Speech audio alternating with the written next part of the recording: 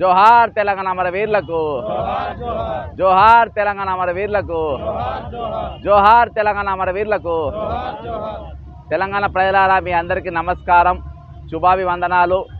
అమరవీరులకు జోహార్లు తెలుపుకుంటూ ఈరోజు అమరవీరుల స్తూపం సాక్షిగా అక్కడ ఉన్న శ్రీకాంతాచారి ఎవరైతే ఆత్మ బలిదానం చేసుకున్నాడో, ఎవరైతే తెలంగాణ రావడానికి మొట్టమొదటి ఆత్మ చేసుకున్నాడో ఆయన విగ్రహం సాక్షిగా ఈరోజు 1200 మంది విద్యార్థులు తెలంగాణ కోసం వాళ్ళ ప్రాణ త్యాగాలు చేసిండ్రు.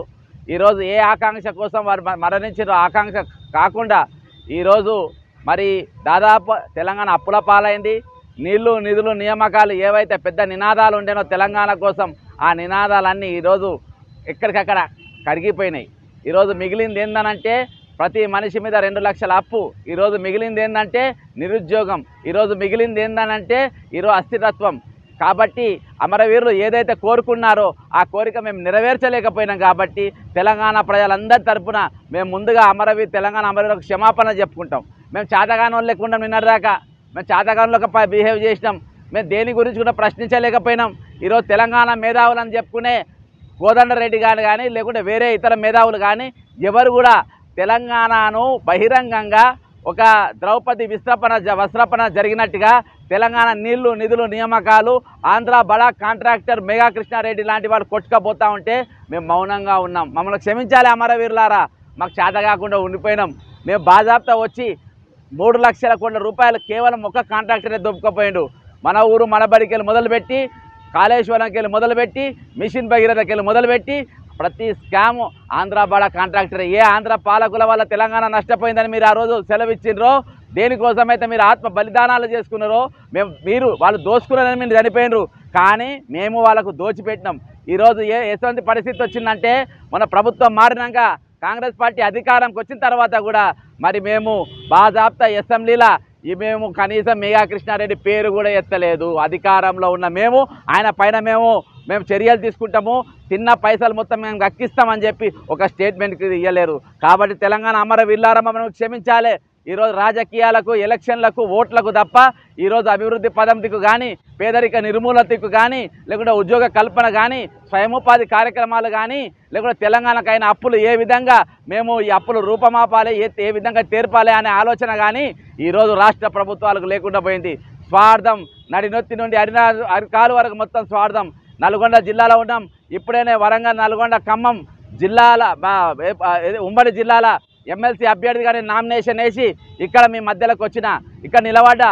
ఈరోజు ఇక్కడ ఎమ్మెల్యేకి చెప్తాడు, ఇప్పుడు ఉన్నటువంటి పిసిసి ప్రెసిడెంట్ రేవంత్ రెడ్డి గారు చెప్తారు, నా తర్వాత కాబోయే ముఖ్యమంత్రి కోమరెడ్డి వెంకరెడ్డి గారు అనే నువ్వు అంటావు. మరి అప్పటిదాకా ఎందుకు ఇప్పుడే రాజీనామా చేసి ఇయ్యరాదు? ఇప్పుడు అవి మాత్రం ఇయ్యరు అంటే కేవలం రాజకీయాలే మాట్లాడతారు. అది ఎన్నికల దాకా వాడుకోవాలి, తర్వాత ఇది చేయాలనే ఉద్దేశంతో మళ్ళీ 10 ఏళ్ళ వరకు నేనే ఉంటా అంటావు. అంటే రాజకీయాలు తప్ప అమరవీరుల ఆకాంక్షను నెరవేర్చే విధంగా మీ స్పీచ్లు ఉండేవి, మీ మాటలు ఉండేవి, మీ డైలాగులు ఉండేవి, ఏముండేవి? కేవలం రాజకీయాలే. ఏ విధంగా పదవి కాపాడుకోవాలి, ఏ విధంగా నేను పదవిని ఎంజాయ్ చేయాలి, పదవిని అడ్డం పెట్టుకొని ఏ విధంగా వాడుకోవాలనే ఉద్దేశంతో మీరు ఉన్నారు. కాబట్టి ఈరోజు అనివార్యం అయిపోయింది, నేను ఎమ్మెల్సీ నామినేషన్ వేయడానికి అనివార్యం అయిపోయింది.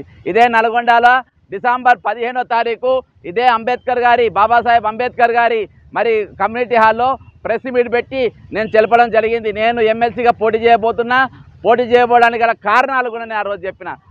అదే కారణాలతోని ఈరోజు ఒక సిండికేట్ ప్రభుత్వం నడుస్తుంది. ఒక సిండికేట్ ప్రభుత్వం మెగా కృష్ణ నేతృత్వంలో నడుస్తుంది. ఇయాల్టి కూడా సోమేష్ కుమార్ అనేటోడే మరి సెక్రటరీ నడుపుతూ ఉండు. కాబట్టి ఇవన్నీ తెలంగాణ ఆకాంక్షలు నెరవేర్చడానికి, తెలంగాణ అమరవీరుల త్యాగాల ఫలాలు కానీ ఇప్పటికైనా ప్రజలకందరికీ అందాలనే ఉద్దేశంతో నా వాణిని వినిపించడానికి, నా గొంతును వినిపించడానికి, దగాపడ్డ తెలంగాణ ప్రజల తరపున మాట్లాడడానికి, నేను ఎమ్మెల్సీగా పోటీ చేయడానికి ఇక నిలబడుతున్నా. నేను అంతేకాకుండా ఈరోజు అమరవీరుల కోరికలు, అమరవీరులు ఏ ఆకాంక్ష కోసం చచ్చిపోయినరో ఆ ఆకాంక్షను మేము నెరవేర్చడానికే నేను ఉన్నాను. కానీ నాకు స్వార్థం కానీ రాజకీయ ఆలోచన కానీ ఏం లేదు. నేను దాదాపు 179 కేసులు వేసిన ప్రభుత్వాలపైన. ఈరోజు మేము ఈ ఎమ్మెల్సీ పోటీ చేయడానికి 570 ఆఫీసులు తిరిగిన, 22 గ్రౌండ్లు తిరిగిన, 80కి పైగా కాలేజీలు తిరిగిన. కాబట్టి ఎక్కడ చూసినా మద్దతు పెరిగింది. నేను ఇలా ఖచ్చితంగా చెప్తున్నా, నాకు స్వార్థం అనేది ఏం లేదు. నా స్వార్థం ఒకటి, అమరవీరులు ఏదైతే త్యాగాలు వాళ్ళు ఏ త్యాగాల పునాదుల మీద ఏర్పడ్డదో ఆ త్యాగాలు నెరవేర్చడానికి వాళ్ళ ఆశయాలు నెరవేర్చడానికి నేను పోటీ చేస్తున్నాను తెలియజేసుకుంటూ సెలవు తీసుకుంటున్నా. జై తెలంగాణ, అమరవీరులకు జోహార్లు.